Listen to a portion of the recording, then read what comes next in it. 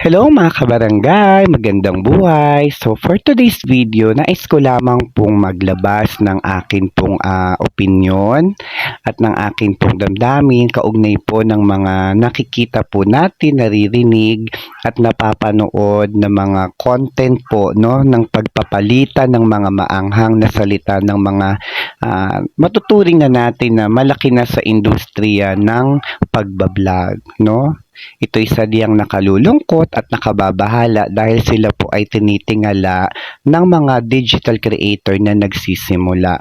Nakalulungkot isipin no, na marami ditong mga malalaki na or matagal na sa industriya ng digital creator no, or sa vlogging. Nakakalungkot lamang na makita no, na sila yung dapat na nagiging ehemplo o modelo sa ating mga nagsisimula pa lamang. Pero sila yung mga nagbabangayan at nagpapataasan ng ihi. Mga mga sir, baka gusto nyo pong mag-isip-isip at pagbulay-bulayan kung ano na po yung nangyayari sa inyo.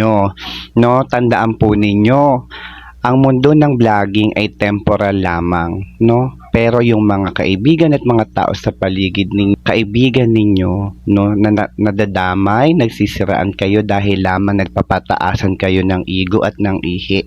Sino po ang higit na kahiya-hiya? Di po ba kayo? Imbis na maganda po ang presyon sa inyo po, pero nasisira po yun, likha na rin po ng sarili ninyong kagagawan dahil kayo-kayo ang nagsasapawan.